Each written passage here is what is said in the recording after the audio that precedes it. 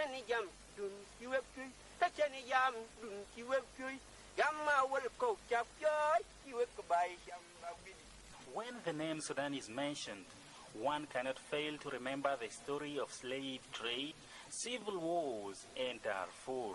Sudan in general and southern Sudan in particular is very rich in history, but with many eyewitnesses dying either due to old age or other factors, there is need for establishment of museums in order to remember all the fallen heroes and heroines who lost their lives during the course of this long struggle for liberation that killed an estimated number of 2 million people and displaced more than 4 million.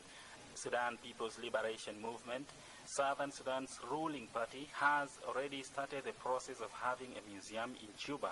Next to the late Dr. John Garang's resting place lie these structures containing lots of information on Southern Sudan's struggle for freedom.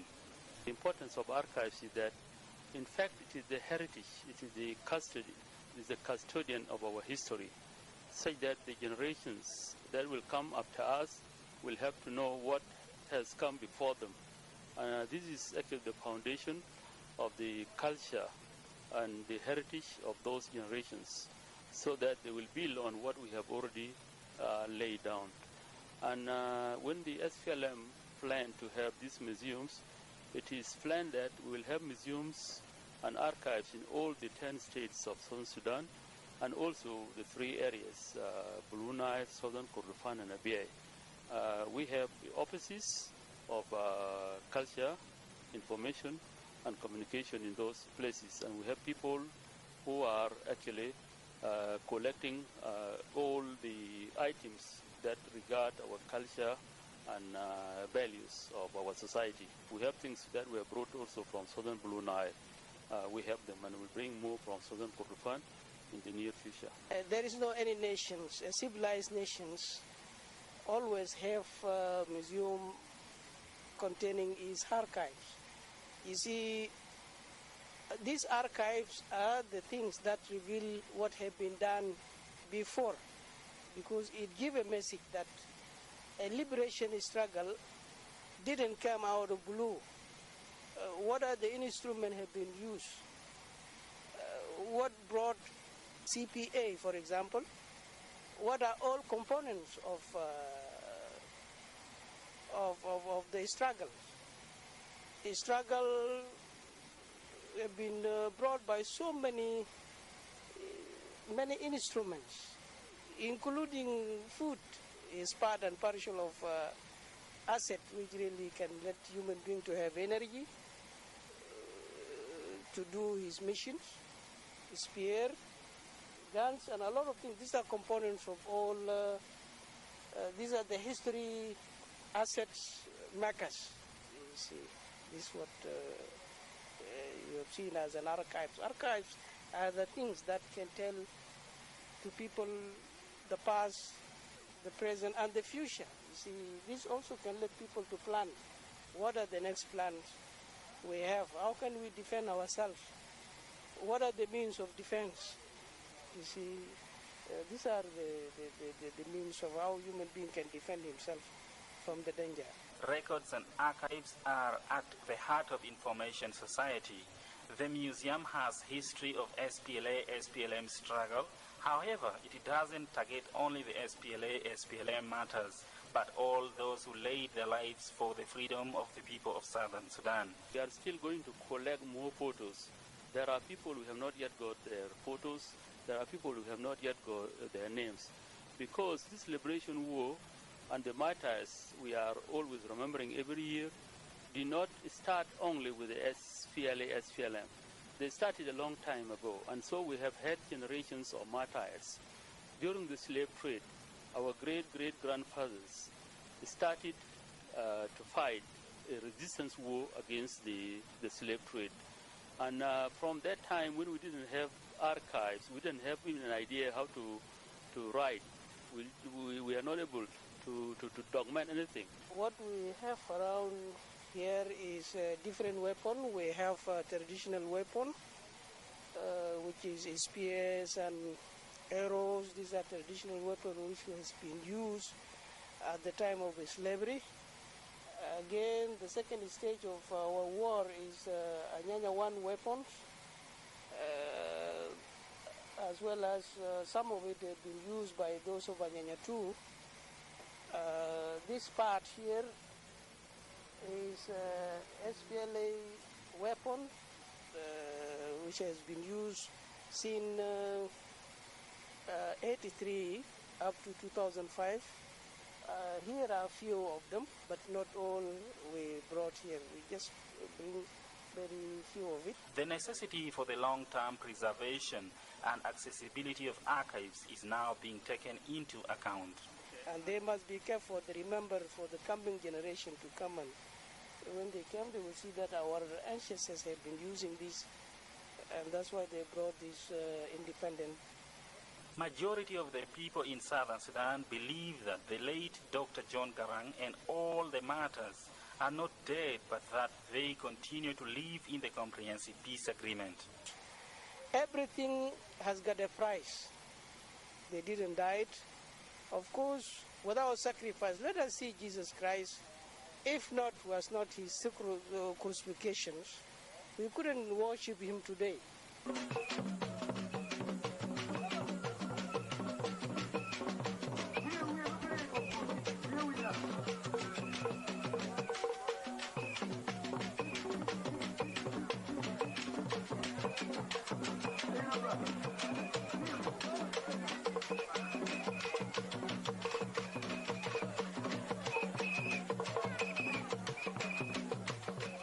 John Garang is the icon of the SPLA.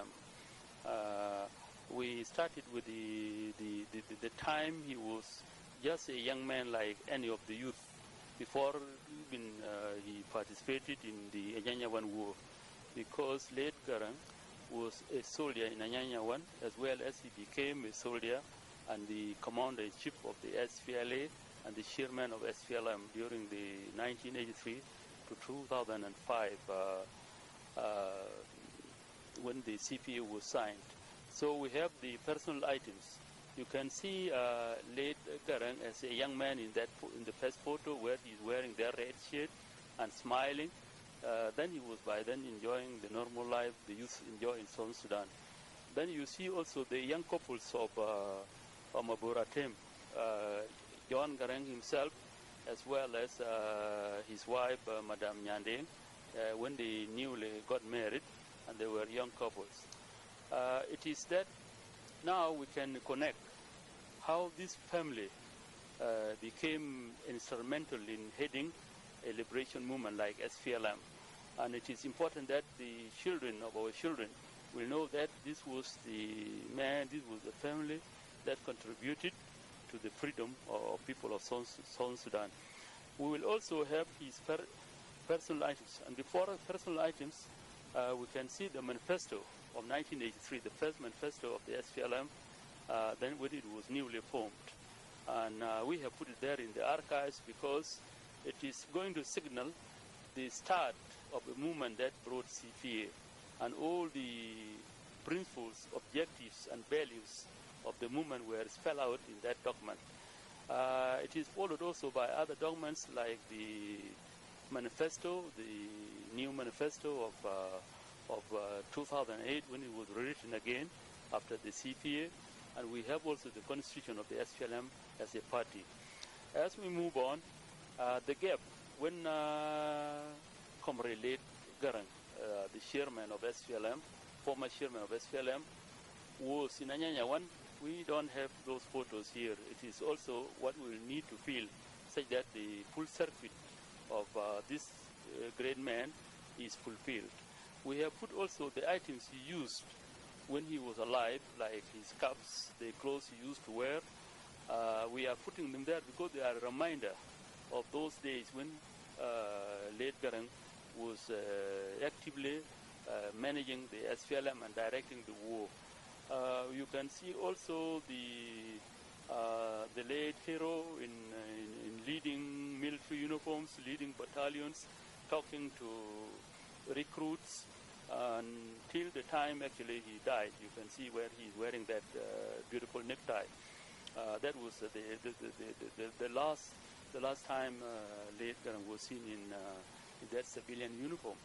And so all the things, his personal belongings, the watches he used to wear, and the clothes he used to wear, and the remaining piece of cloth are the things which are a reminder to a place where this great hero has passed. And so it is going to go down into our archives, into our history, and to be taught to the next generation in the schools. This is an inspiring moment when we have a person who was just an ordinary person. You can see him there when he's wearing that. You see him, he's not the same when you see him wearing those military uniforms. By then, he's not a fighting man. He was not in the fighting mood. In that combat dress, he's now in the liberation and fighting mood to liberate his people. These are the things our children will learn from these archives, and it is important that they will be documented in the books of history so that our children are inspired and they know that this freedom costs lives. It's not just only getting it and becoming a minister or becoming a medical doctor or a farmer, but we have paid very, very, very precious lives to get this freedom. I salute these heroes and martyrs as a reminder that they did not die in vain. They have brought this peace, and the legacy and the spirit of their struggle will always guide us and future generations to come toward a better and ever better Sudan. First of all, I feel very proud of them. I feel very proud because they didn't die in vain. They did the part and partial of the products of the really people who brought the CPA. Sudan has two distinct major cultures, Arab and Black African, with hundreds of ethnic and tribal divisions and language groups. But during the war, a lot of cultural practices were lost. In traditional Sudanese societies, people used things like spears, bows and arrows for wars, but later in life, with the coming of Europeans, guns began to be used. Those traditional artifacts, those are actually signaling an ordinary life of the Southern Sudanese before the coming of invaders. When people have to go to the well, they use certain like pot and also containers for storage of their food items and cooking utensils. And you could see spears that they were using for hunting. So there was nothing wrong with their life. They didn't have any problem. They were not worried. But they were just leading a normal life where they could dance, they could sing songs, compose songs, and marry, and carry on with cultural values without interruption. But when the invaders first came, these people, as I mentioned before, this generation of Gwengunde, Arianti, and the rest, used those spears to fight the invaders. So the initial white weapons, as we call them, were spears, arrows, axes, pangas, and sticks. These were the weapons they were using, and these were the only weapons their technology could afford them. But when they were overcome, they lost many people as slaves to the slavers. And this was the time of Tex and the time of Mahdia. They lost many people. And so they had to accept to put up with certain uncomfortable items, and they were ruled. But in the course of time, they also learned the weaponry of the enemy. So they acquired pure guns, like some of those Anyanyawan guns, because they were separated. There were certain guns that belonged to Anyanyawan, and there were guns that belonged to SPLA, SPLM. So with that development, we developed from white weapons to the firearms, but they were inferior arms because they were not automatic weapons. Some were obsolete, some did not even have enough ammunition. So it was a mixture of white arms and those inferior arms. And those were the arms that brought the first Addis Ababa Agreement. We had very few modern arms like the brain gun and also the Colmet, which was there. Those guns are there, but they were not in great numbers. And when the SARS continued to be undermined, when it continued to be marginalized, when it continued to be subjugated, the SPLM took up the challenge. And this time, these were late Garang came in and organized the military command leadership, where if you have seen those photos before, you saw the second man who was Carbino Kwanyin, the commander of Battalion 105, and you also saw late Comrade William Nwanbany, who was the battalion of 104, and then the other commanders like Arok Fan Arok, and then our current chairman and president, Comrade al-Bashir Mayadi. So this organized our Southern Sudanese students, the soldiers, officials into a fighting army. That was the fighting army that used the modern weapons, which you saw. Those are the SPLA weapons. These were the weapons that brought the CFA. They forced the enemy into the negotiations, and the agreement was actually what we came to. Now, you can see how the struggle was handed over from generation to generation. And by then, it was a struggle that was managed by traditionalists who were not educated. And it came to the semi-educated people. And then it came to a movement that was led by somebody with a PhD, like late Dr. John Garang de Mabur. And late Garang actually used his abilities. And he was lucky that he had also the people, the men of ability behind him, the gallant SPLM, SPLA soldiers. These were the people who sacrificed. They fought, they captured towns, they captured the enemy, and in fact, they brought the enemy to accept the terms of CPA. Now we have the CPA. This CPA that was bought with the blood of our martyrs is going to be ended with the final peace, the final walk to freedom in January 2011, when our people are going to vote for their freedom.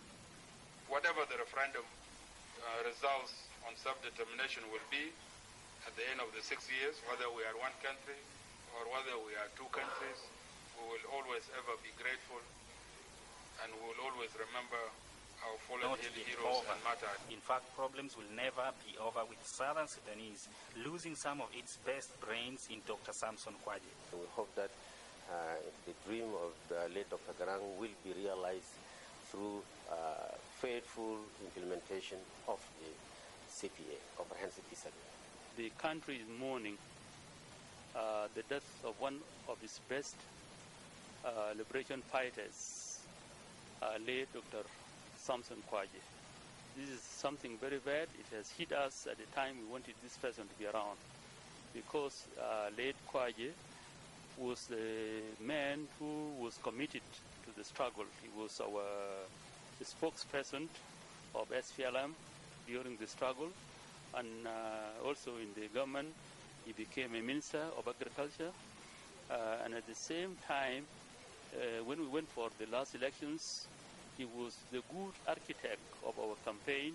He was the campaign manager for President Salva Kiir, and SPLM ended winning 94% of the votes in the Southern Sudan Assembly, as well as our president winning 93 of the votes to be the president of Southern Sudan.